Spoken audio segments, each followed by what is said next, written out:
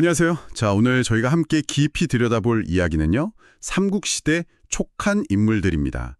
사실 촉한 하면 유비, 관우, 장비, 제갈량 뭐 이런 스타들이 먼저 떠오르는데 그늘에 가려진 인물들도 많거든요. 유비 양아들 유봉부터 위연, 양의, 또 팽양, 요립, 이염, 유염까지 면면을 보면 재능은 정말 뛰어났는데 어찌 결말은 다들 좀 안 좋았던 사람들이에요. 네, 맞아요. 오늘 다룰 이 기록들은 단순히 성공담이 아니죠. 오히려 재능 있고 높은 자리에 올랐던 인물들이 왜, 또 어떻게 몰락의 길을 걷게 되는지 그 과정을 정말 적나라하게 보여줍니다. 뭐랄까, 야망, 성격, 또 당시의 그 복잡한 정치 상황, 이런 것들이 막 얽히면서 결국 비극으로 치닫는 거죠. 성공 신화의 이면이랄까요? 맞습니다. 그래서 오늘 저희 임무는 바로 이거죠. 이 기록들을 통해서 이 유능했던 인물들이 도대체 왜 비극적인 결말을 맞이했는지, 그 결정적인 순간들은 뭐였는지 그걸 좀 파헤쳐보고 또 이들의 삶에서 우리가 얻을 수 있는 통찰은 뭔지 같이 한번 찾아보는 겁니다. 자, 그럼 바로 본론으로 들어가 볼까요? 네, 좋습니다. 첫 번째 그룹은요. 야망과 후계 구도. 이 문제 때문에 비극을 맞은 경우들입니다. 유봉부터 시작해보죠. 유비의 양아들이었고 기록에도 나오잖아요.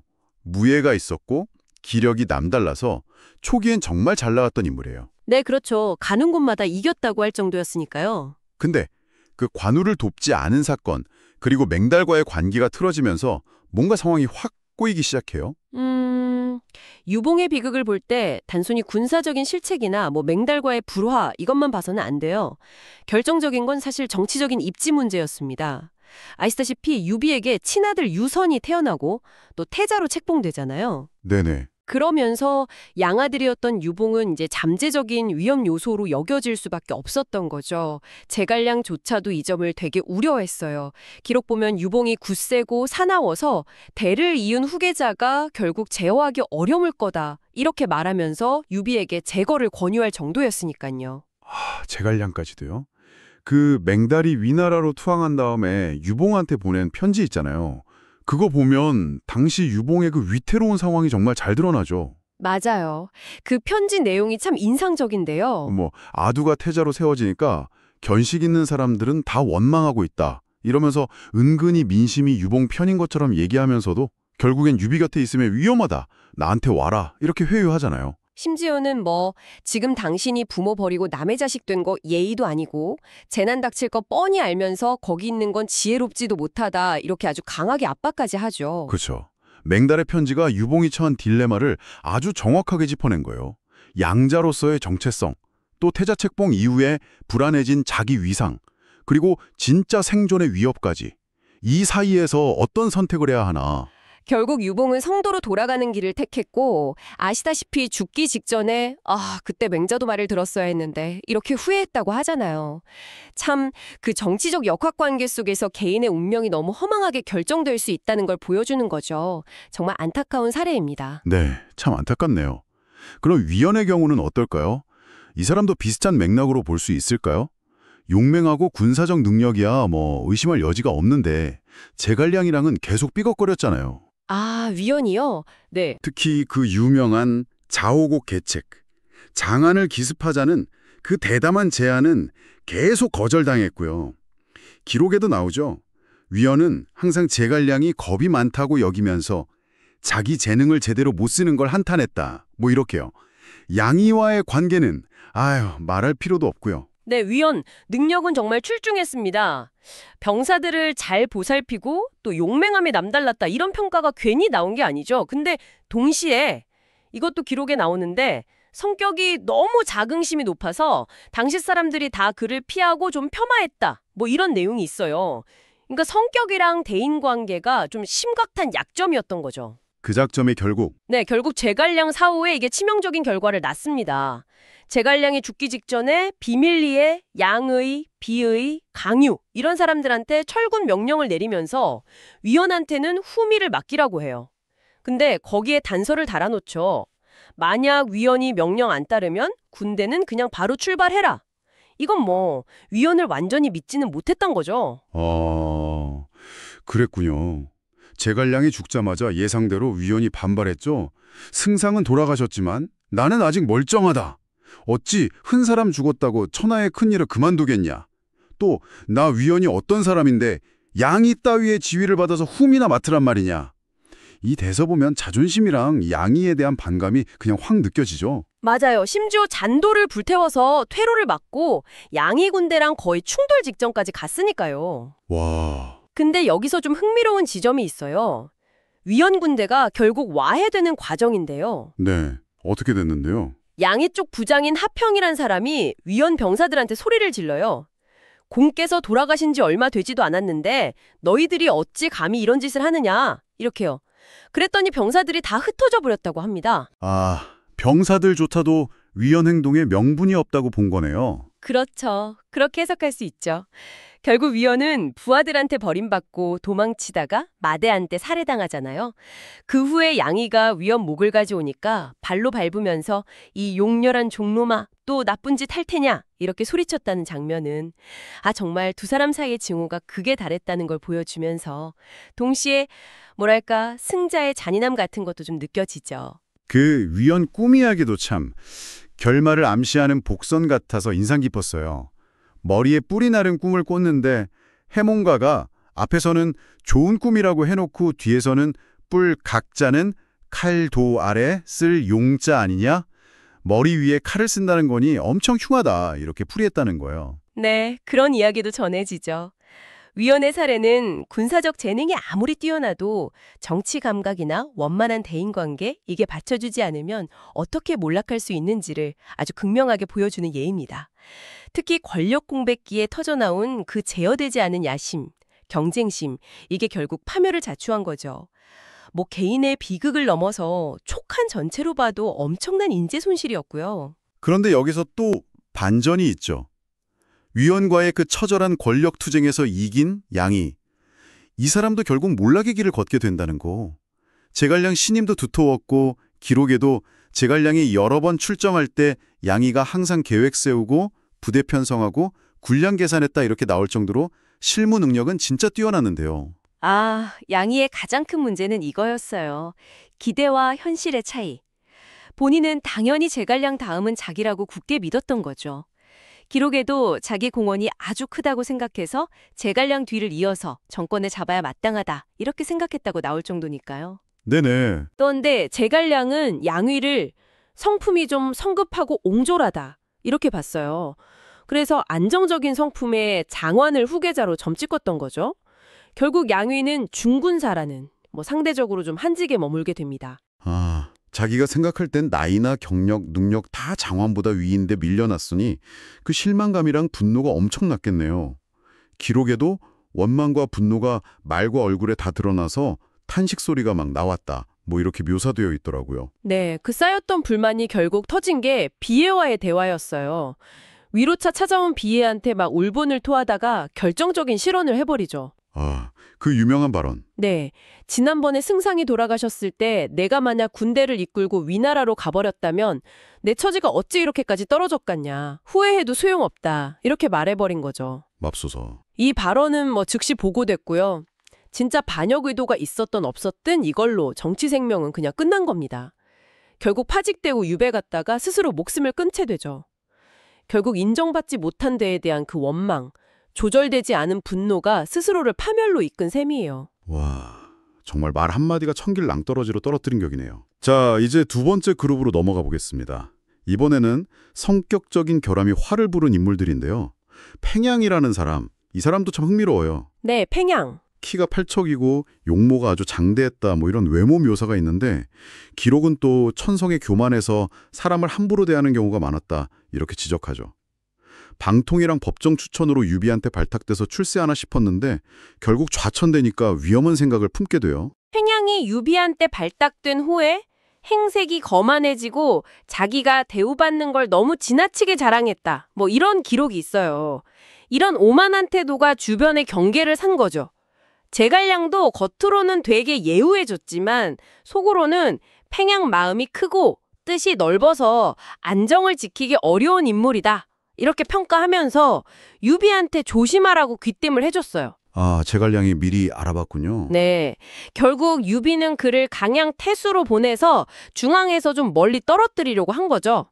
이게 치중 종사에서 강양 태수로 간 거니까 명백한 좌천이었어요. 그 자천 소식 듣고 팽양이 불만을 품고 마초를 찾아가잖아요. 마초가 그냥 의례적으로 위로의 말을 건네니까 팽양이 거기서 속내를 확 드러내버리죠. 유비를 늙다리가 거칠고 폐악하니 말이나 통하겠냐? 이렇게 막 원색적으로 비난하고 네, 맞아요. 심지어 당신이 바깥을 맡고 내가 아내 일을 맡으면 천하를 평정할 수 있지 않겠소. 이러면서 거의 뭐 반란 모의 같은 발언까지 하죠. 여기서 팽양의 치명적인 판단 착오가 드러나는 겁니다. 그때 마초는 유비한테 막 귀순한 상태였거든요. 가문이 몰락한 경험도 있고 해서 엄청 몸조심하고 있을 때였어요. 기록에도 항상 위험과 두려움을 느끼고 있었다고 나오거든요. 아, 그런 상황에서. 네, 근데 팽양이 그런 말을 하니까 마초는 기겁을 한 거죠. 그래서 바로 유비한테 밀고 해버립니다. 팽양의 그 오만함, 그리고 정치 감각 부족이 상황이랑 상대를 완전히 잘못 읽게 만든 거예요. 나중에 감옥에서 제갈량한테 편지 보내서 구차하게 변명하는데 뭐 이미 때는 늦었죠. 제갈량의 초기 평가가 딱 맞았던 겁니다. 참, 오만함이 부른 비근이네요. 요립의 경우는 어떨까요? 제갈량이 처음에는 방통과 요립은 초지방에 뛰어난 인재다. 세상을 도와 업적을 일으킬 만하다. 이렇게까지 칭찬했는데 결국 유배지에서 생을 마감했단 말이죠. 요립은 스스로 생각하기에 자기 재능이나 명성이 제갈량 바로 다음이라고 여겼어요. 그런데 실제로는 이염 같은 인물들보다도 낮은 지위에 머무르니까 거기에 대해서 강한 불만을 품게 된 거죠. 기록에는 항상 원만을 품었다. 이렇게 전해집니다. 문제는 이 불만을 혼자 속으로 사귄 게 아니라 승상현 이소나 장원 같은 동료들한테 공공연하게 막 표출했다는 거예요. 그 비판 내용 들어보면 정말 신랄하더라고요. 유비 과거 실책부터 시작해서 뭐 상랑이나 문공 같은 동료들은 그냥 평범한 인간들일 뿐이다. 이렇게 깎아내리고 곽유진은 사람만 따라다니지 큰일 할 능력은 없다고 하고 왕년에 대해서는 세속적인 놈이 권세 믿고 날뛰어서 백성 피폐하게 만든다고 하고 거의 뭐 동료들 전부를 비난한 셈인데요. 그렇죠. 제갈량은 이 보고를 받고 요립이 조직의 화합을 너무 심각하게 해친다고 판단한 겁니다. 제갈량이 올린 상주문을 보면요. 요립은 앉아서 귀한 대접받으면서 선비들 평가하면서 국가가 현명한 사람 안 쓰고 속된 이익만 좇는 자들을 쓴다고 공공연히 말하고 다닙니다. 선제를 비방하고 중신들을 헐뜯었습니다. 이렇게 비판해요. 그러면서 양도 어지럽게 무리지으면 해가 될 수 있다. 이런 비유까지 들어가면서 그의 위험성을 경고합니다. 결국 요립은 면직돼서 문산군으로 유배됐고요. 거기서 제갈량 죽었다는 소식 듣고는 나는 끝내 좌임, 오랑캐 복장, 즉 낮은 신분으로 생을 마치겠구나. 이렇게 탄식하면서 절망 속에서 죽음을 맞이합니다. 근데 그의 불만이 전혀 근거 없는 투덜거림만은 아니었을 수도 있지 않을까요? 물론 표현 방식이나 태도는 문제가 있었겠지만 그가 지적한 인물이나 정책에 대한 비판 중에 일부는 뭐 일리가 있었을 가능성도 배제할 수는 없을 것 같아요. 제갈량 입장에선 화합 저해였겠지만 다른 시각으로 보면 내부 비판 목소리였을 수도 있겠다 이런 생각도 좀 드네요. 충분히 가능한 해석입니다. 사실 기록이라는 게 승자의 관점에서 쓰이는 경우가 많으니까요. 다만 유립의 비판이 개인적인 좌절감하고 막 뒤섞여서 너무 광범위하고 부정적인 방식으로 표출됐기 때문에 조직 운영 책임자였던 제갈량으로서는 용납하기 좀 어려웠을 겁니다. 그의 좌절과는 별개로 그 방식은 분명 문제가 있었죠. 네, 그렇군요. 다음 인물은 이염입니다. 나중에 이평으로 이름을 바꾼 인물이죠. 유비가 임종 때 제갈량이랑 같이 후사를 부탁할 정도로 신임이 두터웠던 인물인데 어쩌다 몰락하게 된 걸까요? 이염. 이 사람도 능력은 있었는데 야심이 좀 과도했습니다. 제갈량한테 편지를 보내서 자기도 구석 같은 특혜를 받아야 한다. 이렇게 은근히 요구하는 모습에서 그 야심을 좀 엿볼 수 있어요. 구속이요? 그게 엄청 민감한 거잖아요. 그렇죠. 황제 버금가는 권위를 상징하는 9가지 예물인데 신하한테 주는 최고의 영예이면서 동시에 권력 찬탈의 전조처럼 여겨지기도 했던 아주 민감한 상징물이었죠. 제갈량이 단호하게 거절합니다. 위나라 멸망시키고 조의 목 빼고 황제께서 옛 궁궐로 돌아오시면 그때는 10가지 특권이라도 받을 수 있소. 이렇게요. 또 5개 군을 묶어서 자기를 파주자사로 삼아달라 이런 요구도 했는데 이것도 좀 개인적인 세력 확장 의도로 비쳤고요. 결정적인 실책은 역시 제갈량 북벌대 군량 수송 문제였죠. 그렇습니다. 건흥 9년, 그러니까 231년 북벌대 군량 보급 책임을 맡았는데 장맛비 때문에 차질이 생기니까 제갈량한테 철군하자고 건의를 해요. 네. 그런데 막상 제갈량 군대가 돌아오니까 아니 군량이 넉넉할 텐데 왜 벌써 돌아왔냐 이러면서 거짓으로 놀란 척 연기를 한 거죠. 자기 책임 회피하고 제갈량한테 뒤집어 씌우려고 한 겁니다. 와, 거기다 후주한테는 또 군대가 거짓으로 물러나서 적을 유인해 싸우려는 겁니다. 이렇게 허위 보고까지 했다면서요? 네, 맞아요. 정말 대담한 거짓말이었는데 제갈량이 이염, 그러니까 이평이 보낸 친필 편지들을 전부 증거로 딱 제시하면서 그의 주장이 앞뒤가 안 맞는다는 거, 거짓말이라는 걸 명백하게 밝혀냅니다. 이염도 더 이상 변명 못하고 죄를 인정할 수밖에 없었죠. 제갈량이 올린 상주문에는 이평은 가는 곳마다 재산 늘리고 자기 보신과 명예만 추구하고 나라 일은 걱정 안 했다 등등 그의 과거 행적까지 아주 신랄하게 비판하는 내용이 담겨 있습니다. 결국 파면되고 유배되는 거죠. 유배 가서도 오직 제갈량만이 자기를 다시 등용해 줄 거라 믿었다가 제갈량 죽었다는 소식 듣고는 절망해서 병들어 죽었다는 그 마지막이 참 아이러니합니다. 제갈량은 그 아들 이풍한테 보낸 편지에서 복권 여진을 남기기도 했다는데 정작 본인은 제갈량 없이는 희망이 없다고 생각했던 모양이에요. 네, 권력 핵심에서 밀려난 인물이 가졌던 마지막 희망마저 사라진 순간이었겠죠. 자, 마지막 인물입니다. 유염인데요. 이 사람은 앞선 인물들이랑은 조금 결이 다른 것 같아요. 정치적인 야심보다는 개인적인 문제, 특히 가정 내에서의 비극적인 사건으로 몰락했는데요. 맞습니다. 유염은 유비랑 같은 유씨성을 가졌고 외모도 뛰어나고 말솜씨도 좋아서 유비 총애를 받았던 인물이에요. 기록 보면 수레의 의복, 음식이 사치스럽다는 평을 받았고 시녀가 수십 명이었는데 다들 음악을 잘했다. 이렇게 묘사될 정도로 아주 호화로운 생활을 했죠. 근데 위원과의 불화 때문에 제갈량한테 질책을 받은 후에 좀 시래에 빠져 지내다가 결정적인 사건이 터집니다. 아, 그 아내 호씨 사건이군요. 정월에 태우한테 새해 인사드리러 궁에 들어갔다가 태우명으로 한 달 넘게 궁에 머물게 되니까 남편인 유염이 후주와의 부적절한 관계를 의심하게 된 거죠. 네, 격분한 유염이 병사들을 시켜서 아내 호씨 얼굴을 신발로 때리게 하는 등 아주 심하게 폭행하고 집에서 내쫓아버립니다. 어휴. 이 끔찍한 사건이 조정에 알려지면서 큰 파문이 일었죠. 조정에서는 병사는 아내 때리는 도구가 아니고 얼굴은 신발이 닿는 땅이 아니다. 이렇게 그의 비인간적인 행위를 아주 강하게 규탄했고요. 결국 그는 서형에 처해집니다.